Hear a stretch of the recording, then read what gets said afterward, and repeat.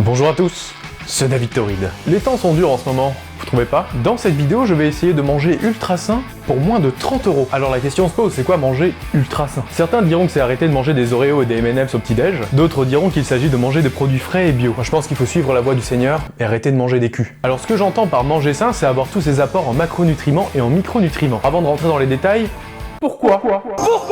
Alors déjà, je veux être en bonne santé, vraiment. Révolutionnaire. J'en ai aussi marre de nourrir le grand capital à coût de 70 € par semaine. Vous comprenez, revenir à des choses simples. Il faut que je reprenne le contrôle de ce que je mange. À force de me balader dans les rayons où il y a 34 sortes de sauce tomate, je me suis fait avoir par la société de consommation. Beaucoup de superflu et surtout des trucs pas forcément nutritifs. Donc avec ce défi, je vais avoir une idée beaucoup plus précise de ce qu'il me faut pour être en bonne santé. Revenir à l'essentiel. Peut-être éventuellement renoncer au saucisson de temps en temps. On va peut-être pas envisager des solutions aussi drastiques. Et surtout cette vidéo je le fais pour le David d'il y a 4 ans. Quand j'étais étudiant j'aurais bien aimé trouver ce genre de vidéos qui me disent exactement quoi acheter si je veux être en bonne santé et si je veux prendre de la masse. Alors je vous rassure, la stratégie que je vais adopter, vous allez pouvoir l'adapter à votre situation. J'ai l'impression qu'il y a cette légende urbaine qui dit que pour manger sain, il faut payer cher. Et au fond de moi, j'y crois pas. Cette légende, je vais la briser. il est temps que je le prouve, que je le paffe. J'ai aussi une petite idée qui me trotte dans la tête depuis quelques années, mais je vous la garde pour la fin. Alors, quelle est la difficulté principale de ce challenge? La difficulté réside surtout dans le fait de manger sain, parce que juste être rassasié pour 30 balles, tu le fais potentiellement déjà. Je perds pas de temps, qu'est-ce que je fais? Je vais venir mettre ma tomate. Mais avoir tous ces nutriments pour la journée, là ça devient délicat. Vraiment le défi c'est d'avoir suffisamment de nourriture pour que ce soit rassasiant, qu'on ait envie de le manger, et pour être en bonne santé. Et avec la limite de 30 €, là ça devient sexy. Là il y a du plaisir, là il y a du challenge. Quand je dis 30 €, c'est 30 €. Ce que j'entends par là, c'est que je vais vraiment tout compter. Pas uniquement ce que je vais acheter en course, mais aussi ce que je vais rajouter dans les plats que j'ai déjà. Notamment l'huile d'olive, etc.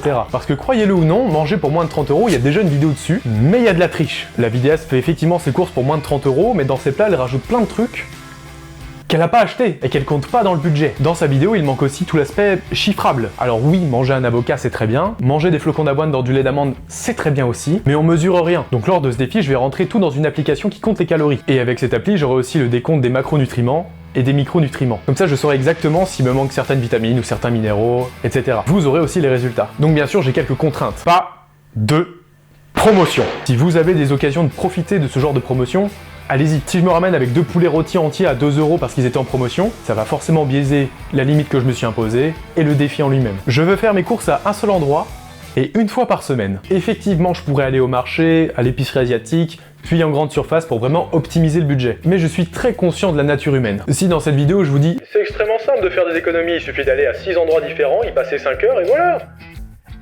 Problème résolu. J'ai envie que ce défi soit applicable facilement. Et même pour vous, si je vous dis d'aller au marché, puis d'aller à l'épicerie asiatique, puis d'aller en grande surface, vous avez peut-être autre chose à foutre aussi. Et j'espère que c'est pas manger des culs. Comme beaucoup d'entre vous, j'ai un super pouvoir qui est nul à chier. J'ai la flemme de cuisiner. Et en plus, je suis pas forcément doué. Donc il va me falloir des recettes qui sont faciles à faire, que je peux faire à l'avance. Il me faudra des snacks, parce que des fois j'ai envie de manger au milieu de la journée. Le grignotage, c'est pas très bien.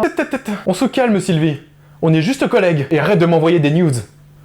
Je suis la voix du Seigneur. Pour les détails nutritionnels, il me faudra 2100 calories par jour, 1,5 g de protéines par kilo de poids de corps et 1 g de lipides par kilo de poids de corps. Alors comme j'ai dit tout à l'heure, faites pas forcément comme moi. Servez-vous de votre pôle stratégie.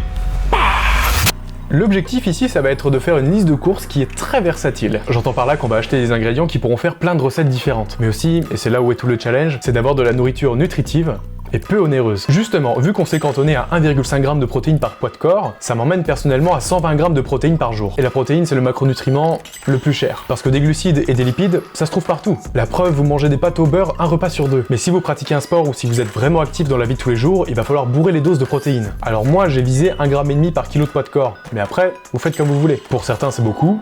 Pour certains, c'est pas assez. C'est à vous de vous renseigner sur les quantités qu'il vous faut. Le deuxième point, les oméga 3. On en trouve en quantité intéressante dans les poissons gras et dans certaines huiles. Malheureusement, ces produits-là, ils sont pas donnés. Je vais voir comment m'adapter autour de ça. Le troisième point, c'est un point très central, les vitamines et les minéraux. Donc pas de surprise, il va falloir manger des fruits et légumes. Je pense que pour les légumes, on va se tourner vers les surgelés. En effet, ça se conserve très bien, ça a quasiment la même qualité nutritive que du frais, et surtout c'est moins cher. Dans cette liste, on va bien sûr essayer de caler quelques fruits. Et surtout en avoir avec de la vitamine C. Alors, je vais me lancer dans quelques simulations, on se retrouve tout de suite. Alors je suis arrivé à une liste de courses vraiment pas dégueu, et ce pour moins de 30 €. D'ailleurs je vais y aller tout de suite.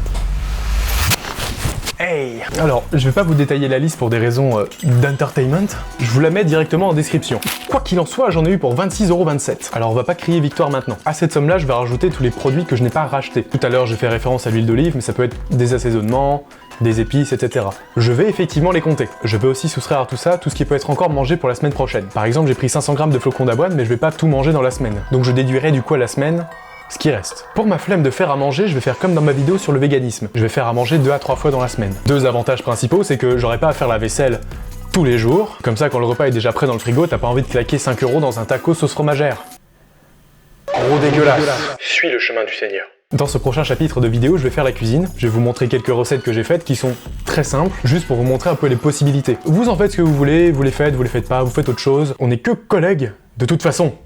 Je m'en fous de ce que tu fais. Et arrête de m'envoyer tes nichons. Il est 8 h du matin. Tu es dans tes draps, il fait encore bien chaud. Tu sais qu'à l'extérieur, il fait extrêmement froid. Tu ouvres les yeux péniblement et tu te demandes pourquoi ? Eh bien, je vais te donner une bonne raison de te lever. La seule raison valable, les pancakes. Il te faudra 2 belles bananes que tu vas couper en petits morceaux et avec ça tu vas prendre 2 jolis œufs. Tu vas les casser et écraser le tout. Mets un petit peu de cannelle si t'en as l'envie. Fais griller tout ça sur une petite poêle bien chaude avec de l'huile d'olive. 2 à 3 minutes de chaque côté. Réserve. Et voilà. Oh gosse! Je sais que les repas de ta mamie te manquent. Aussi un bon petit saucisse lentille. Il te faudra des lentilles de bonne boîte, des knacks, des carottes en rondelles. Tu nettoies les lentilles au-dessus de l'évier là, voilà, comme ça. Et tu pèses 800 g de lentilles. Tu mets les carottes surgelées, oui, comme ça. Hop, tu fais mijoter tout ça dans un peu d'eau et tu rajoutes des petits bouillons de poule. Tu rajoutes des bonnes knacks, comme ça là. Et tu touilles comme mamie. Et tu réserves. Et ça doit avoir ce bruit là.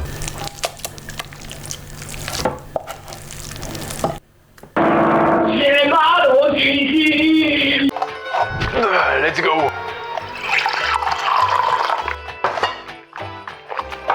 On a des sortes de tortillas. Tu vas laver une bonne grosse boîte de haricots comme ta sœur là. Voilà, c'était bien sale. Tu mets tout ça dans une petite casserole, tu sales, tu poivres, tu mets un peu de piment et les épices qui te plaisent. Moi j'ai mis un peu de jus de citron. Et tu touilles. Pendant que ça mijote, tu vas prendre un petit bol et 2 œufs, tu les casses. Et t'en fais une petite omelette. Tu sales, tu poivres, tu mets tout ça dans une poêle chaude et tu retournes sans faire de trou. J'ai dit sans faire de trou, espèce d'idiot. Putain! Tu mets ça dans une petite assiette, tu mets les petits haricots mijotés, un peu de fromage blanc, de la sauce qui pique, tu badigeonnes, tu lui mets la couette dessus et tu lui racontes une belle histoire. Tu réserves. Non. Putain. Pas comme ça. Bah oui, voilà, bravo Zinedine. On a des cookies au flocon d'avoine. Il te faudra 2 belles bananes, bien mûres, du flocon d'avoine, 70 g, tu mets tout ça dans un petit bol, tu mets les flocons d'avoine, et voilà. Non, je déconne. Tu vas touiller jusqu'à ce que ça ait cette texture. Oh oui. Tu peux mettre des trucs dedans, moi j'ai mis de la poudre de noix de coco, mais tu fais comme tu veux. Tu disposes sur du papier sulfurisé et tu mets dans le four à 180 degrés pendant 12 minutes environ. Alors, est-ce que c'est bon? Ouais. Mais David, t'as dit qu'il y aurait des légumes? Et c'est dégueulasse. Je mangerai pas ça? Mais si mon gars, tu vas les manger. Regarde, tu prends un plat qui va au four et tu prends tes légumes. Tu verses une bonne portion à l'intérieur, environ la moitié du pax. Pareil pour les brocolis. Il n'y a pas assez de brocolis. Et lui, il a trop parlé.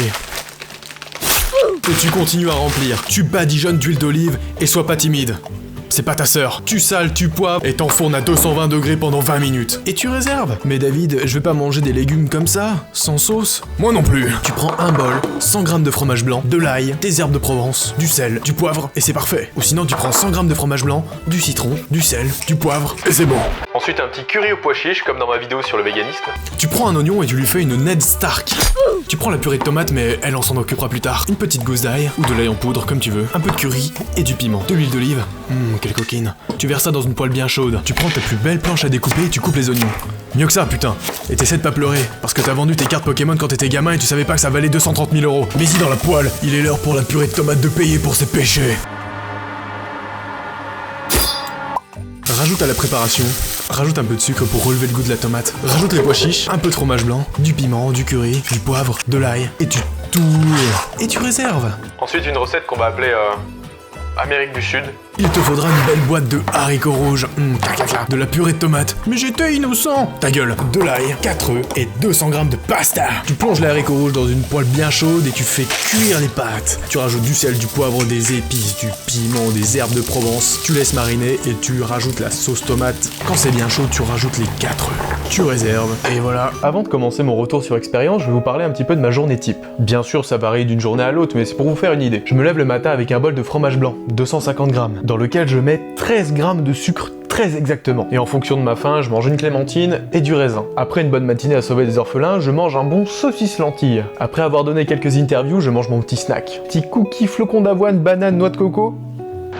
Et une petite tortilla le soir. Je vous affiche les stats juste là. Comme vous pouvez le voir, on est dans le vert. Ou alors on bénéficie d'une marge d'erreur très raisonnable. En tout cas, tous les jours de la semaine, j'avais à peu près ces stats-là. Alors comment j'ai réglé les problèmes initiaux? Pour la question des protéines, j'ai beaucoup compté sur les œufs, les légumineuses et le fromage blanc. Fromage blanc avec la mention new, ce qui signifie que c'est tout nouveau. Avec ça, j'étais safe. Les oméga 3. J'ai réglé ce problème en achetant des sardines. C'est un poisson gras qui n'est pas très cher et du coup, je m'en prends 2 doses dans la semaine. Bien évidemment, dans l'idéal, on aimerait avoir des oméga 3 tous les jours. Mais avec un budget aussi serré, c'est pas simple. Et enfin les vitamines et les minéraux. Pour cette semaine-là, j'avais des brocolis, des carottes, des clémentines et du raisin. Je mangeais des légumes à chaque repas et tous les jours j'avais au moins une clémentine. Mais aussi tous les micronutriments dans les légumineuses, bref dans tout ce qu'on trouve. Donc j'étais plutôt safe. Sauf 2-3 détails. Bien évidemment, j'ai rencontré quelques problèmes. Comme vous pouvez le voir, j'ai manqué de vitamine E. Je vous affiche ici la liste des aliments qui contiennent beaucoup de vitamine E. Pour pallier à ce problème, j'aurais dû prendre quelques amandes. J'ai également manqué de vitamine D. Je me suis renseigné et la quasi-totalité de la population française manque de vitamine D. Cette semaine, j'ai mangé un petit peu sucré. Mais bon,